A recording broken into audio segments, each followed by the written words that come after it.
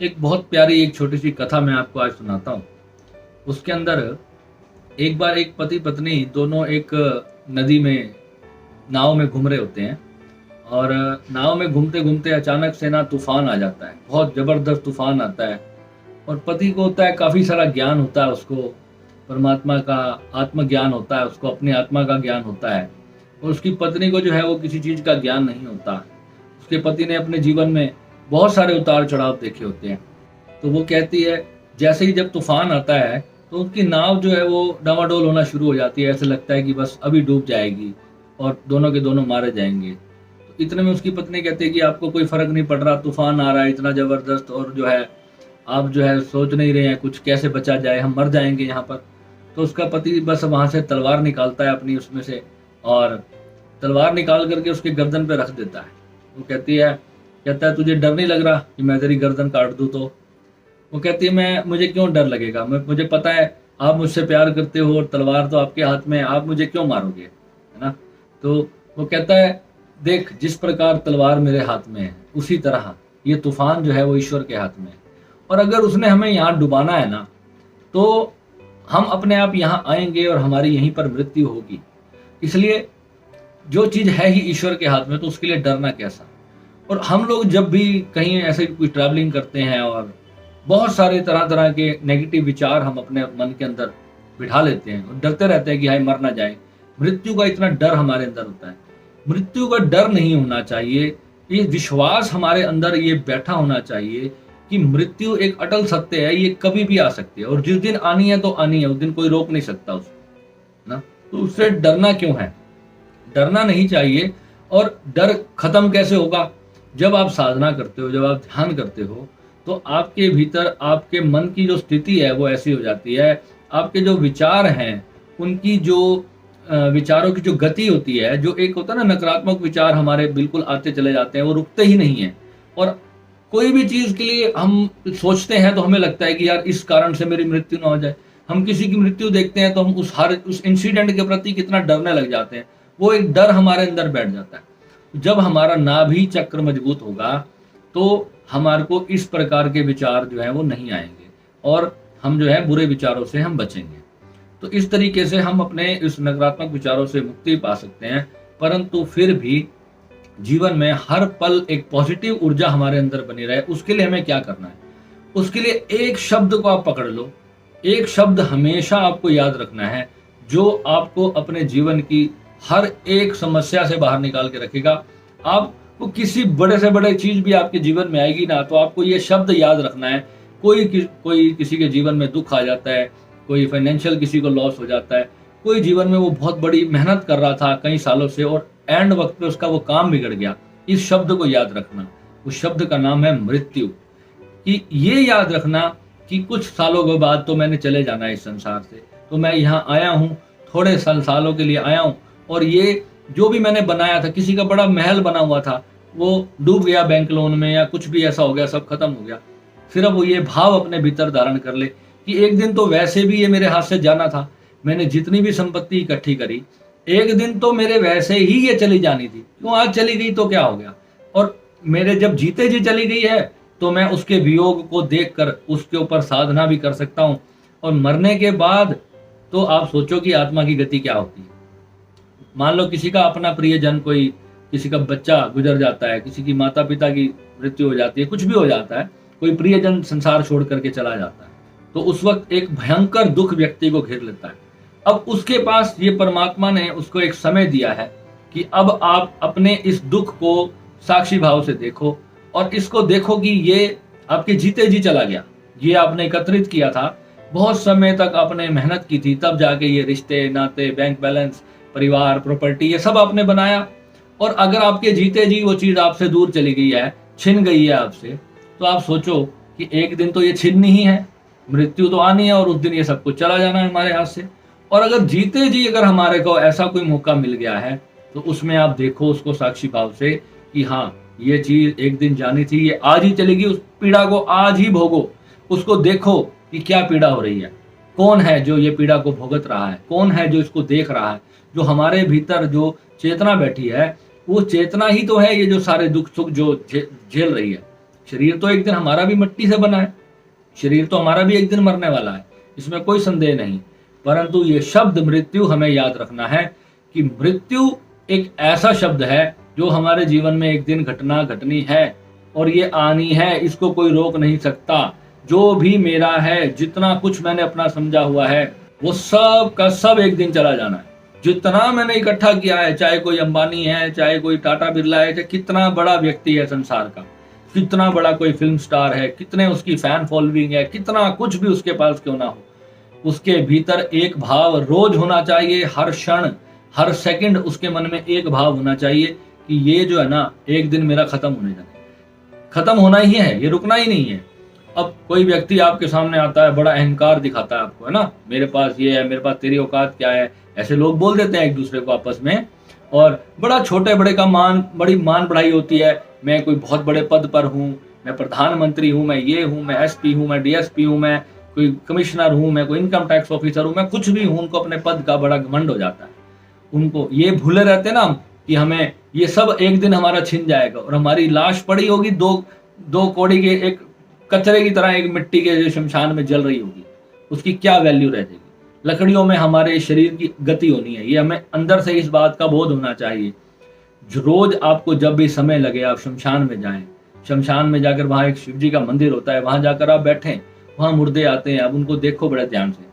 ये महात्मा बुद्ध ने भी ये साधना लोगों को दी थी, ओशो ने भी हमें इस साधना के बारे में बताया कि आप शमशान में जब जाते हो ना, तो ऐसे नहीं, आजकल तो लोग शमशान में जाते हैं, वो ये सोचते हैं कि यार बस फटाफट इसका संस्कार कंप्लीट हो और मैं निकलूं अपने काम पे। बाहर आते ही उनका फोन बज रहे होता है। आजकल तो शमशान में खड़े होकर लोग फोन पे बातें कर रहे होते हैं, भैया मेरी पेमेंट नहीं आई, ये नहीं हुआ, वो नहीं हुआ, और सब अपना बिजनेस कर रहे होते हैं शमशान में खड़े होकर। शमशान में जब आपकी जो कम्युनिटी के लोग इकट्ठे होते हैं, जब कोई व्यक्ति गुजरता है, तो वो आपने आधे घंटे का समय आपको ईश्वर ने दिया है ताकि आप उस वक्त कम से कम अपनी इस पूरी दुनिया के प्रपंचों से डिटैच होकर के उस आधा घंटा देखो, वहां खड़े होकर एक साधना करो कि मैं ही जल रहा हूं। खुद को वहां पर जलता हुआ देखें कि एक दिन मेरी बॉडी यहाँ पड़ी होगी और इसी तरह मेरे परिवार के लोग, मेरे बच्चे, मेरे रिश्तेदार यहीं पर खड़े होंगे और मुझे देख रहे होंगे। उस दृश्य को आप इमेजिन करके देखो कि ऐसा होगा मेरे साथ। उसको पूरे साक्षी भाव से आप जैसे जैसे रोज आप देखोगे ना, 2-3 महीने के अंदर आपके अंदर एक बहुत बड़ा चेंज होना शुरू हो जाएगा। आपको जितनी भी आपकी वासनाएं हैं, जो चीजों के प्रति आपको ना एक जैसे एक चैलेंज दे दिया जाता है, एक समाज ने, एक सोसाइटी ने आपको एक कंपटीशन में डाल दिया, एक रेस में डाल दिया, वो रेस आपके भीतर से खत्म हो जाएगी। और जब वो रेस आपके भीतर से खत्म होगी, आपको इतनी शांति फील होगी, इतना मजा आएगा जिंदगी जीने का, आप कहोगे कि वाह यार क्या बात है, जिंदगी का आनंद ही कुछ और है। आपको पता है जब कोरोना आया ना, कोरोना से पहले सब बहुत बड़े बड़े सपने देखते थे, मैं ये कर दूंगा, मैं वो कर दूंगा। जिंदगी है, आप आए हो इस संसार में, आपको चाहिए कि आप बड़े से बड़ा सोच अपने मन के अंदर रखें और अपना जो ड्रीम है, जो लक्ष्य आप पाना चाहते हैं, सपोज करो कि आप एक बहुत बड़ा होटल बनाना चाहते हैं, तो वो लक्ष्य भी आपके दिल में होना चाहिए। ये नहीं है कि वो लक्ष्य आपने छोड़ दिया, परंतु उस लक्ष्य के साथ साथ आपके भीतर एक छोटा सा भाव होना चाहिए कि ये लक्ष्य केवल इस संसार तक के लिए है, एक दिन तो समाप्त होना ही है। उस परम का लक्ष्य भी होना चाहिए कि उस परमात्मा को भी मुझे अपने भीतर जागृत करना है, वो मेरा सबसे बड़ा लक्ष्य है। और उस लक्ष्य को पूरा करने के लिए जो जो चीजें मुझे मेरे साधन के रूप में मेरे साथ चलेंगी, उसमें से एक होटल भी हो सकता है, एक दुकान हो सकती है, एक फैक्ट्री हो सकती है, एक बहुत अच्छी जॉब हो सकती है, एक बहुत अच्छा हॉस्पिटल हो सकता है, एक बहुत अच्छा क्लिनिक हो सकता है ना। कोई भी काम आप करते हो वो सिर्फ आपके साधन है, आपके जीवन के लिए, आपके निर्वाह के लिए। आप अच्छे से अच्छी लाइफ जियो। करोड़ों अरबों रुपए लोगों के पास है, हम देखते हैं अभी भी वो काम किए चले जा रहे हैं, उनको समय ही नहीं है कि इतना पैसा कमा लिया, अभी उनको ये लगता है कि बस अब ये धन मेरा खत्म ना हो जाए, अब जो है अब ये, और मैंने अपने पोतों के लिए इकट्ठा कर लिया, पोते पोतियों के लिए इकट्ठा कर लिया, अब उनके भी पोता पोती के लिए इकट्ठा कर लो। ना जाने कितने अरब करोड़ रुपए इकट्ठे करने के बाद भी लोगों का मन शांत नहीं है, धन के प्रति उनकी वासना समाप्त नहीं होती, तो अंत तो कभी भी नहीं आएगा। आप कितना भी पैसा कमा लोगे, आपके जीवन निर्वाह के लिए अच्छा है। मैं किराए के मकान में रहता हूँ, मुझे 15 साल हो गए किराए के मकान में रहते हुए, और 15 साल से मैं अपने पिताजी को तब भी यही बात कहता था कि पापा ये तो एक सराय है, एक होटल है, कितने दिन रहना है, 20, 30, 50 साल में हमने चले जाना है, क्या हम अच्छे से घर में हमने किराया भर रहे हैं? यही भगवान की कृपा है कि किराया तो हमारे को दे रहा है वो। अगर सोचो कहीं झोपड़ी में डाल देता तो फिर आप क्या कर लेते? भगवान ने अगर हमें झोपड़ी में ही जन्म दे दिया होता तो हम क्या कर लेते हैं? प्रभु ने अगर इतना दिया है तो इसके लिए प्रभु का हमेशा आभार करना चाहिए। हमारे हमारे 2 हाथ सलामत हैं, 2 आंखें हैं, मुंह है, कान है, सब कुछ हम काम कर रहे हैं, हमारी 2 टांगे सलामत हैं। क्या ये कम है? परमात्मा ने इतना अच्छा सुंदर शरीर दे दिया, उसके साथ अगर हम उसका धन्यवाद नहीं कर सकते तो फिर हम कभी भी संतोष तो हमारे अंदर आएगा नहीं। तो इसलिए उन चीजों पे दृष्टि ना बना करके कि जो जो चीजें हमारे पास नहीं है, उन सब चीजों पर दृष्टि बनाओ जो चीजें हमारे पास हैं। कभी आप आंख बंद करके ना 20 मिनट का ये ध्यान आपको बताता हूँ, सिर्फ 20 मिनट आप बैठो और अपने घर की सारी यूजलेस चीजों को देखना जो आपने पिछले 6 महीने से यूज नहीं की। आप हैरान हो जाओगे, इतनी सारी चीजें आपके घर में पड़ी हैं, आप हैरान हो जाओगे ये सब मेरे पास पड़ा है, मेरे किसी काम का नहीं। ये सब मेरे घर में इतना कुछ कबाड़ हमने सामान इकट्ठा कर रखा है और हम सोचते हैं कि ये मेरे काम की चीज है, उसको फेंकते नहीं है, उसका इतना उसके साथ चिपके पड़े हैं, ऐसा मुंह डाल के बैठे हैं। एक पुरानी हमारी साइकिल होती है जो सड़ गई है, बिल्कुल गल गई है, वो भी रखते हैं कि चल कोई नहीं यार, कभी तो कोई चला लेगा इसको। तो हम जो है किसी भी चीज को ना फेंकने का हम अपने अंदर वो नहीं पैदा करते। जो चीज आपके यूज की नहीं है वो किसी गरीब को दे दो, किसी का भला हो जाएगा। कोई आपके घर में कपड़े पड़े हैं, ठीक है आपने 5,000 रुपए की जैकेट ली थी पर अब आपको नहीं आती, आप उसको संभाल के बैठे हो अपनी अलमारी के अंदर, किसी को दे दो बेचारे को, गरीब को, वो पहन लेगा, वो भी बेचारा ठंड से बच जाएगा। ऐसे लाखों करोड़ों रुपए के लोगों के घर में कपड़े पड़े हुए हैं जो फेंकते नहीं है लोग। तो ये जो चीजें होती हैं ये हमारे एक तो नेगेटिविटी भी हमारे घर के अंदर लेके आती हैं चीजें। और इलेक्ट्रॉनिक सामान जितने भी होते हैं आप पता करके देखो किसी वास्तु एक्सपर्ट से, खराब पता नहीं कितने कितने साल हो गए हैं, फेंकते नहीं सामान को, इकट्ठा करके रखते हैं। ये सब चीजें घर को बिल्कुल अपना खाली रखो, जितना आपको कम से कम सामान की जरूरत है उतना सामान आपके साथ हो। क्या चाहिए? अच्छी सी जिंदगी जीने के लिए जो आपको चाहिए वो आप रख लो, बाकी किसी गरीब को दे दो। तो ऐसे ही अपनी शांति आपके भीतर आएगी। आप सोचे ना कि मेरे को ध्यान करने से शांति आएगी, ध्यान करने से कोई शांति नहीं आनी, इन चीजों को समझने से आपको शांति आनी है। ध्यान से तो आप केवल उस परम सत्ता को जान सकते हो कि मैं हूं कौन, सिर्फ इतना आप जान पाओगे। अशांति के लिए कोई ध्यान नहीं है। सोचते हैं कि विपश्यना ध्यान करेंगे, अपनी सांस पे हम सोहम का जाप किए जा रहे हैं, हमारा मन शांत होगा। मन इससे शांत नहीं होगा, मन शांत होगा चीजों की समझ से। बातों को समझो कि किस कारण मैं अशांत हूं, इतना मेरा मन टेंशन में आ क्यों रहा है, कोई चीज है, कोई मेरी इच्छा पूरी नहीं हो रही है, उस इच्छा के लिए हम पागल हुए जा रहे हैं। अब जब तक उस चीज की व्यर्थता को नहीं जान लोगे, अब व्यर्थता फिर अब कहते हैं कि जब तक वो चीज मिली नहीं तब तक उसकी व्यर्थता है। अब आप कोई ऐसी चीज सोचो जो आप जिस चीज के लिए बहुत पागल थे, वो आपको चीज मिल गई, तो क्या अब आपके घर में पड़ी सड़ रही होगी किसी कोने में, और आपको उस चीज को यूज करने का भी मन नहीं करेगा। और एक समय ऐसा था उसी चीज के लिए आप बहुत ज्यादा व्याकुल थे और वो चीज आपको मिल भी गई पर आप शांत नहीं हुए। ऐसी हजार चीजें आपने अपने डिजायर्स में ऐड कर ली हैं कि ये चीज मुझे मिलेगी तब मैं जाकर शांत होऊंगा, और वो दिन कभी नहीं आने वाला, मृत्यु के दिन तक भी नहीं आने वाला।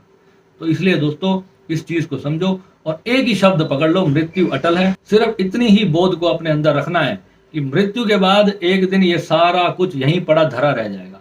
अगर किसी के पास बहुत करोड़ों की प्रॉपर्टी है ना, वो आज अपनी सारी फैक्ट्रियों को, बंगलों को ध्यान से देख ले और देखे ये एक दिन मेरा नहीं, ये एक दिन यहीं छोड़ के मेरे को जाना है। 5 पैसे भी साथ में अपनी जेब में लेकर कोई नहीं जा सका, ना कोई लेकर जाएगा। कितना सोचते हैं हम, ये हमें बताया जाता है सत्संग में, बहुत सारे महात्मा ये बात बताते हैं, पर कितना ने इम्प्लीमेंट करी अपने ऊपर। जब हम जिसको जब अपना ध्यान नहीं बना लेंगे, जब तक इस विचार को इतना गहनता से अपने अंदर हम पी नहीं जाएंगे घोल करके, तब तक हम शांत नहीं होने वाले। बार बार सत्संग में चले गए, 5 मिनट किसी की क्रिया भोग पे चले गए, तो वहां जाके 2 मिनट क्या दिया, आत्मा तो अजर अमर अविनाशी है, आत्मा तो मरनी है, और बाहर निकले और सबका सब ज्ञान वहीं का वहीं छोड़ कर आ गए, उसका कोई यूज नहीं। इम्प्लीमेंटेशन होनी चाहिए किसी भी बात की। जब संतों को हम सुनते हैं तो उनसे ये सारे ज्ञान संत बताते आए हमें लाखों सालों से, अगर हम उसको अपने भीतर उतारते चले जाएं, मन शांति रहना, इतना आनंदित जीवन हो जाएगा, आप कहोगे कि बस मजा ही है, मेरे से ज्यादा सुखी कोई है ही नहीं जीवन के अंदर। और जितनी मर्जी डिजायर्स आप अपने अपनाते चले जाओ, कहीं कोई शांति नहीं मिलने वाली। ठीक है, मिलते हैं, भगवान शिव का नाम लेते रहिए। और भगवान शिव के जीवन, जो भगवान शिव के तो आजकल बहुत सारे भक्त हैं, आप सब भगवान को मानते हैं। सोचो ना, भगवान शिव देखो पूरे ब्रह्मांड का राजा होकर के उन्होंने कैसा रूप दिखाया। वो एक भस्म लगा करके और जो है वो पहाड़ की किसी चोटी पे जा करके बैठे रहे भगवान शिव, वहां बैठ करके उन्होंने साधना की, सब कुछ छोड़ दिया, सारा ब्रह्मांड होते हुए क्या वो सब संसार की चीजों को भोग नहीं भोग सकते थे? उन्होंने सबको जान लिया था, एक दिन सब समाप्त है और वो निराकार स्वरूप है मेरा, उसी मुझे उसने अब स्वरूप के अंदर मुझे लीन होना, उसी का भगवान शिव सारी उम्र ध्यान करते रहे। तो हमें भी वही चीज प्राप्त करनी है निराकार ओंकार मूलम तुरियम। जिसको कहता है, जो कहते हैं ना कि हिंदू धर्म में भगवान मूर्ति पूजन करते हैं, उनको मैं स्पष्ट कह देना चाहता हूं, निराकार ओंकार मूलम तुरियम, वही तुरीय है, वही मूल है, वही निराकार है, वही ओंकार है। हमारे शास्त्रों ने बताया सब है, लोगों को समझ नहीं आया, वो उनकी गलतियां हैं, उनकी कमियां हैं। उन्होंने अपने धर्म के लोगों को बांट दिया इस तरीके से, किसी कोई मूर्ति पूजा कर रहा है, कोई माँ संतोषी की आराधना कर रहा है, तो कोई किसकी कर रहा है, तो कोई किसकी कर रहा है। अपने ज्ञान को, अपने सनातन को जब तक नहीं समझोगे, तब तक सब जीरो का जीरो रहने वाला है। कोई कितना भी किसी को कितना भी बोल ले, अपने अंदर टटोल के देख मेरे भाई, अपने अंदर टटोल के देख, अपनी अवस्था को देख कि मैं कहाँ खड़ा हूँ। मैं किसी को चैलेंज करने से पहले मैं अपने आप को देख लूं कि मेरे अंदर भाव क्या है, मेरे अंदर मेरे को भगवान ने दिया कितना है और मेरे को अभी कितना पाना है। और जब हम, कोई व्यक्ति हमें कोई चीज़ दे रहा होता है और हम उसको अगर आदर भाव से उस ज्ञान को अगर ग्रहण भी ना करें, तो हमारे से बड़ा फिर कोई मूर्ख नहीं होता इस संसार में। तो जितने भी संतों ने हमें ज्ञान दिए हैं उसको समझना है। और यहाँ पर मैं, जो भी हमारे सनातन धर्म की चीज़ें हैं, मैं किसी को कट्टरवाद के लिए अब प्रेरित नहीं करता। मैं सिर्फ सनातन की बातों को शुद्ध हिंदी में अपने यूथ दोस्तों को, अपने युवा फ्रेंड्स को, जो भी बच्चे आने वाली जनरेशन है, उनको मैं समझाना चाहता हूँ। मेरा भाव है मेरा जीवन मैं अपने परमात्मा की कथा में लगाऊं, और यूट्यूब पर मैं सिर्फ ईश्वर की बात करता हूँ। और अपने सनातन की जो चीज़ें जो बड़ी टफ लैंग्वेज में दी गई हैं, मेरा सिर्फ मन इतना करता है कि मैं सबको आसान से आसान भाषा में उसका मतलब समझा सकूं। जो मुझे समझ आ गया, मैं चाहता हूं कि आपको भी समझ आ जाए। बस इतना ही चाहता हूं। नमः शिवाय।